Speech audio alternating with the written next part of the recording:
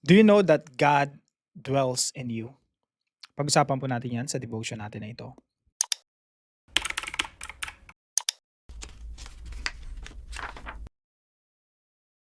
Magandang araw po sa bawat isa sa inyo. Welcome back to our 365 Daily Devotions, Bible Characters Edition. Binabati ko po muna si Wilson Abellaneda, Teresita, and Rogelio Dupale. Maraming salamat po sa inyong pagsubaybay dito po sa ating mga devotions every day. Now, yung pag-usapan po natin ay patungkol po kay Solomon. Si Solomon po, siya po yung nagtayo ng templo sa Jerusalem. Now, yung templo po, ito po yung pinaka-importanting establishment, pinaka-importanting structure sa Old Testament hanggang sa panahon po ng ating Panginoong Jesucristo. At napakalaga po na malaman natin na si Solomon po yung nagtayo ng templo na iyon. Sabi po rito sa 1 Kings chapter 5 verse 5, kausap po ni Haring Solomon yung hari ng Tyre, si Hiram. Now, ang pinag-uusapan nila dito ay patungkol sa mga supplies. No? Kasi yung hari ng Tyre, yun ang magsusupply ng mga maraming mga kagamitan para maitayo yung templo. So, sabi rito ni Haring Solomon dun sa King of Tyre, si Hiram, na yung kanyang tatay si David, nakipagdigma, busy sa digmaan, at ngayon na nagkaroon ng katahimikan, nagkaroon ng kapayapaan, now is the time to build the temple. Sabi po rito, 1 Kings chapter 5 verse 5, "And so I intend to build a house for the name of the Lord my God." Pag sinabi po nating house, templo po ang ibig sabihin nun.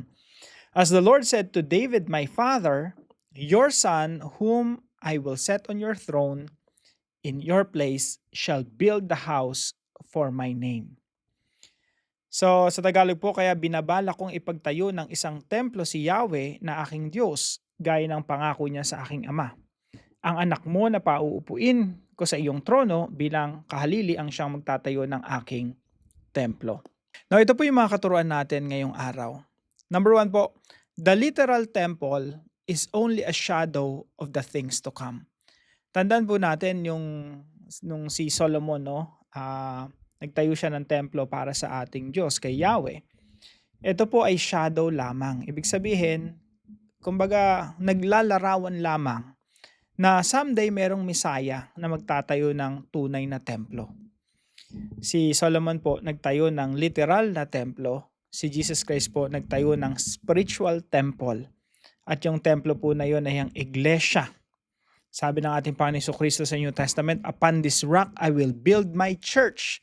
At yung church po na yun, ang templo ng Diyos. So, sinasabi po sa Colossians chapter 2 para mas maintindihan natin kung ano ibig sabihin ng shadow or anino. Sabi po dito, Colossians chapter 2 verse 17, "These are a shadow of the things to come, but the substance belongs to Christ." Ano pong ibig sabihin nito? Yung mga festivals, mga feast, mga Passover, yung mga practices sa Old Testament, New Moon, yung ginagawa sa templo, lahat ng mga activities nila doon, lahat ng pag-aalay nila yon na ginagawa doon sa templo, lahat po ng yon ay shadow. Ibig sabihin, anino ng darating na Messiah. Si Jesus Christ talaga yung totoong templo. He is the true temple. And He is the final sacrifice. He is also our priest. Kaya po lahat ng nangyayari sa Old Testament, lahat ng may kinalaman sa templo, ito po ay tumutukoy sa ating Panginoong Jesucristo. So sa Tagalog po, anino lang ang mga ito ng inaasahan noon na darating at si Kristo ang katuparan nito. So kaya po pagdating sa New Testament, yung church o yung iglesia ang templo ng Diyos at yun po ang katuparan ng literal na building o templo. So the literal temple is only a shadow of the things to come. Ganyan po talaga magbasa ng Bible, no? Si Solomon nagtayo ng templo. Si Jesus Christ, according to the New Testament, He is the greater Solomon and He built the true temple of God, the church. Kaya po, pangalawang katuroan natin ngayong araw, the literal temple is fulfilled in Christ. Yung literal na templo, ito ay natupad sa ating Panginoong Jesucristo. Now, si Haring Solomon po, pakita ko lang po sa inyo yung ilan sa mga pictures dito, no? Mamaya po sa dive deeper natin 'to talakayin. So, nung unang panahon po, panahon pa lang ni Moses, nagtayo na sila ng tabernacle. So, ito po ay tent, kagaya po nito. Hindi po ito permanent. Ibig sabihin, pag lumipat sila ng ibang lugar, kinakalas po nila yung tent na yan. Tapos eventually, sa panahon ni Haring David, sabi niya, ako meron akong palasyo, naka-fix, ang ganda-ganda. Pero yung tahanan ng Diyos, yung tent lang. Yung Ark of the Covenant, ito po yung nasa gitna, no? Ark of the Covenant, yan po yung simbolo ng presensya ng Diyos. Sabi ni Haring David, pero yung presensya ng Diyos nandun lang sa tent. Kailangan magkaroon ng templo yan. Sabi ng Diyos sa kanya, David, hindi kang gagawa ng templo, yung anak mo, no? Si Solomon.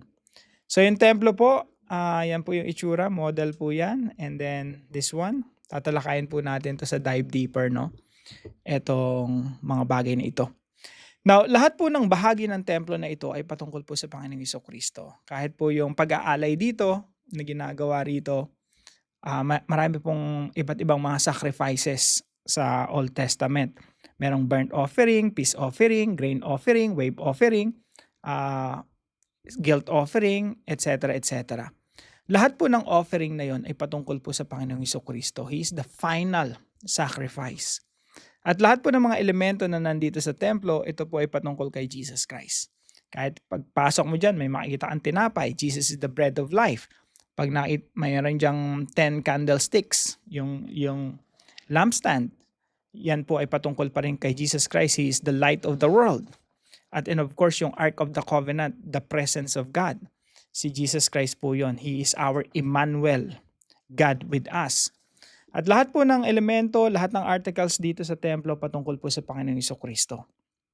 Kaya po pagdating sa New Testament, sa John chapter 2 verse 19, sabi ng Panginoong Jesucristo, I am the temple.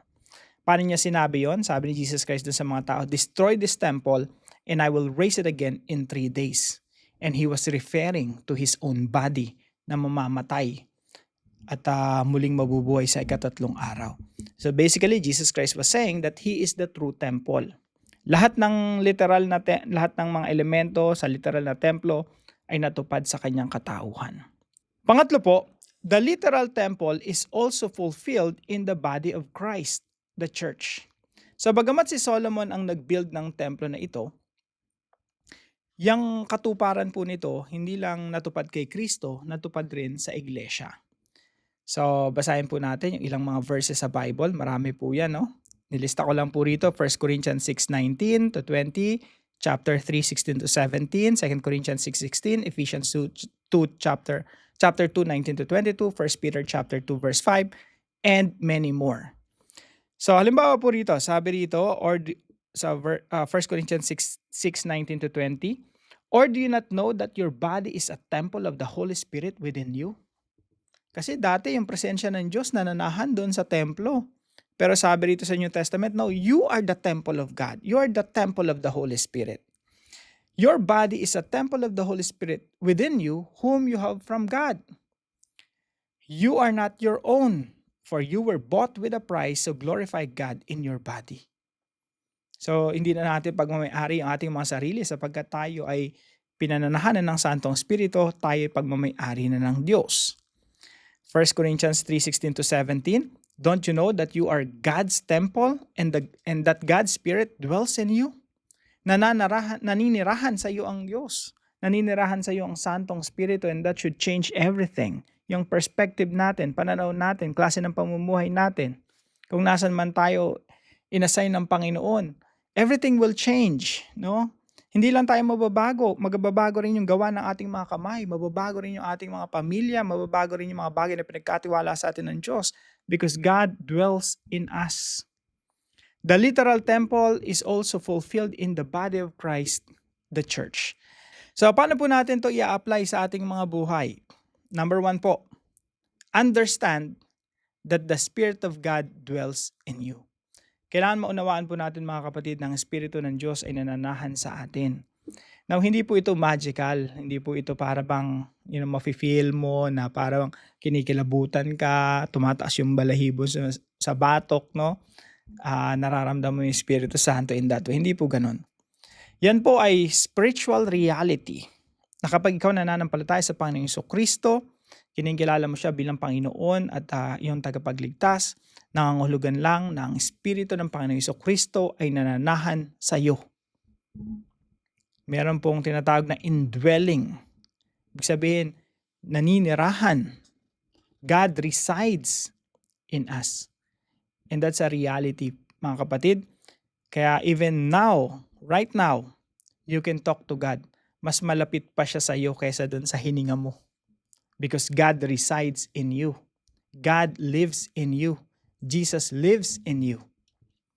So understand that the Spirit of God dwells in you. Hindi ko po ito sinabi.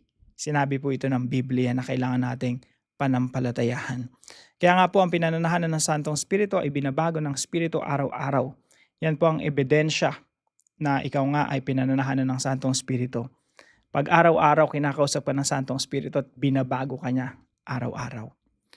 Pangalawa po, live as set apart, holy, and pleasing to God. Dito po sa templo, mapapansin niyo po, no? Lahat po ng mga nagtatrabaho po dyan ay mga priest.